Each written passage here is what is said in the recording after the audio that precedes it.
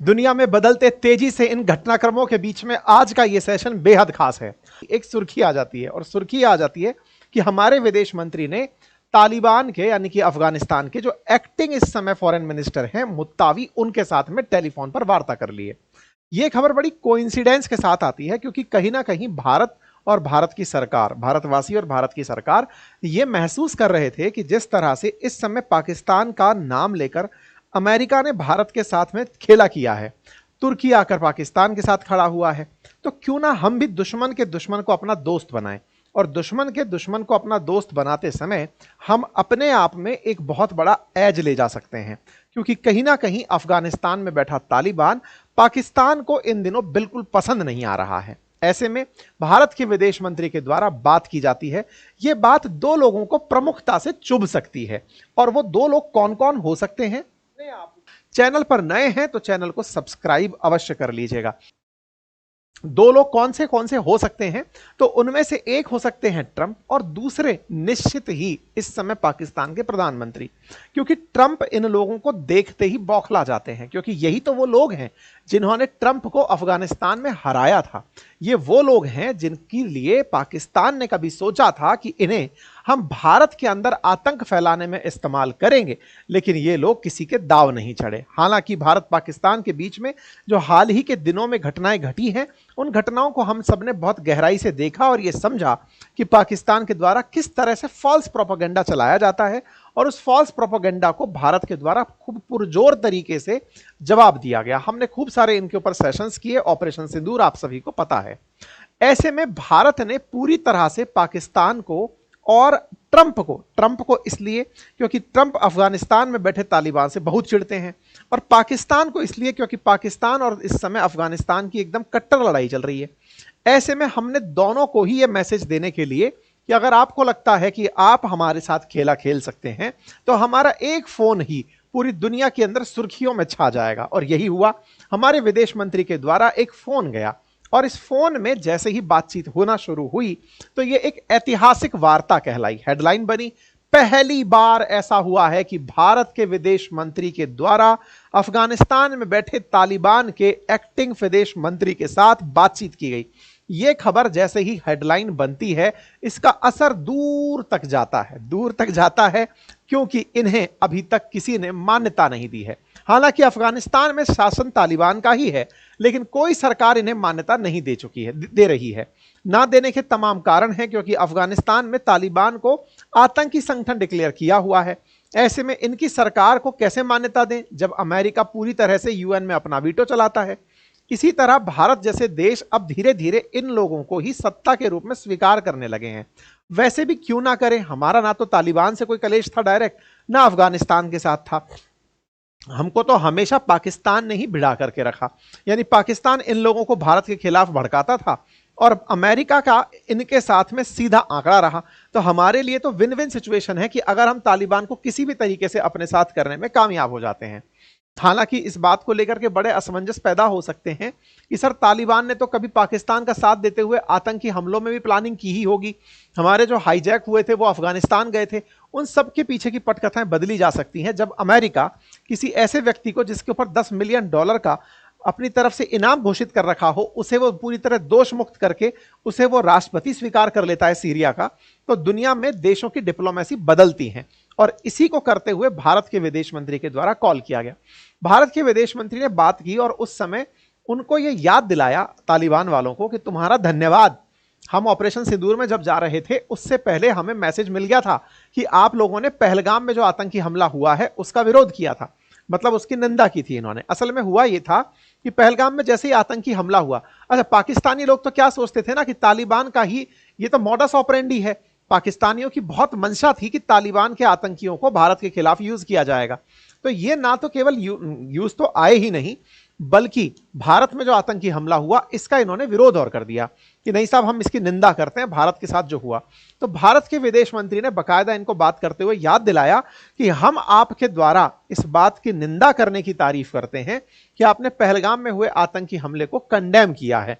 ये अपने आप में पाकिस्तान के लिए एक करारा तमाचा था। क्यों था ये तो समझने वाली बात है, क्योंकि भारत ने अब पूरी तरह से पाकिस्तान को ही निशाना बनाया हुआ था ऑपरेशन सिंदूर के माध्यम से।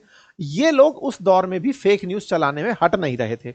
जहां एक और अफगानिस्तान ये मान चुका था कि ये सब किया धरा पाकिस्तान का है, लेकिन पाकिस्तान भारत और अफगानिस्तान के बीच में सुधरते संबंधों को बिगाड़ने का हर संभव प्रयास कर रहा था।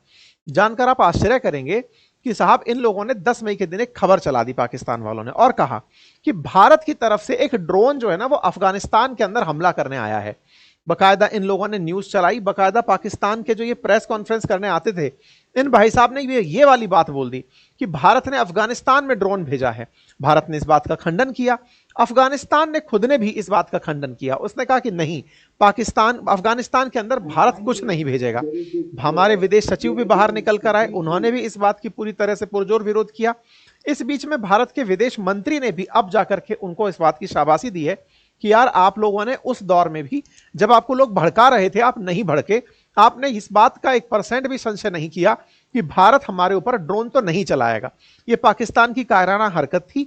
भारत के नाम से आपके ऊपर ड्रोन चलाना चाहता था ताकि आपके लोगों को भारत के खिलाफ भड़का सके। आप लोग पूरी दृढ़ता से डटे रहे, हम पर यह विश्वास करते रहे कि भारत हमारे साथ कुछ गलत नहीं करेगा। यह अपने आप में हमारी एक डिप्लोमेटिक विन है जो आपको और हमको समझनी चाहिए। ठीक है साहब।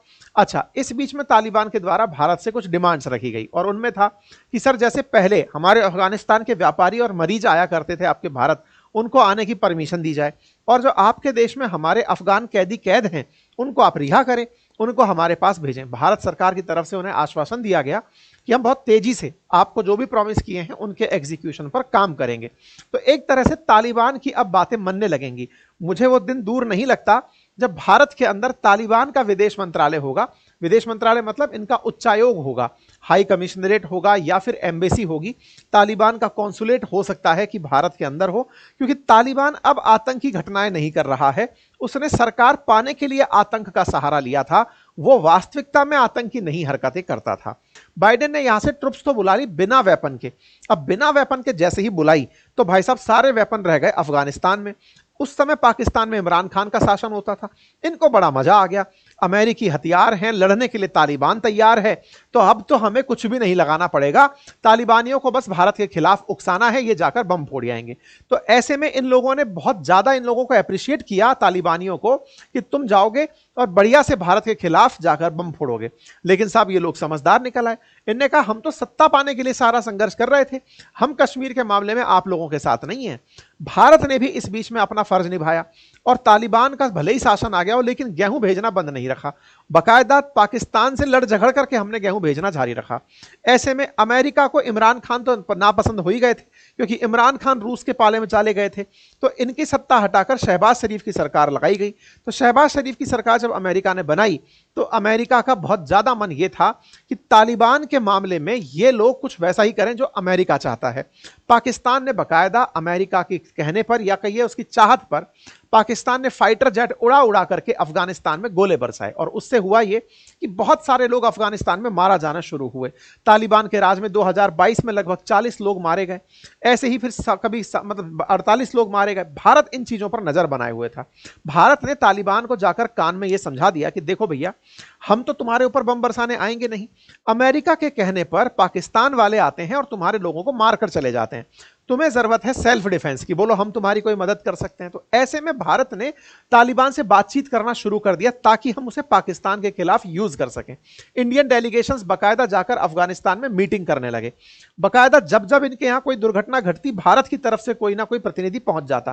पहली बार ऐसा है कि भारत की तरफ से यहां पर विदेश मंत्री की बातचीत हुई है। तो विदेश मंत्री के नुमाइंदे पहले जाते थे, विक्रम मिस्त्री जी जा चुके हैं पहले, ये तो सब लोग जाते थे, लेकिन पहली बार ऐसा है कि हमारे विदेश मंत्री की बातचीत यहां पर हुई है। इससे यह मैसेज साफ है कि भारत इनको अपनी तरफ से एक्सेप्टेंस दे रहा है। अगर एक्सेप्टेंस होता है तो ऐसे में पाकिस्तान के लिए यह एक बड़ा फेलियर होगा, और इस बड़े फेलियर की कीमत आने वाले समय में पाकिस्तान को निश्चित ही चुकानी पड़ेगी, क्योंकि पाकिस्तान के अंदर बैठा हुआ जो तहरीक तालिबान आतंकी समूह है उसको असल में रियल वाले तालिबान का समर्थन प्राप्त है। यही पाकिस्तानियों का बहुत बड़ा डर है। वो ये मानते हैं कि तालिबान अगर आ गया तो वो निश्चित ही पाकिस्तान के लिए बहुत मुसीबत खड़ी कर देगा।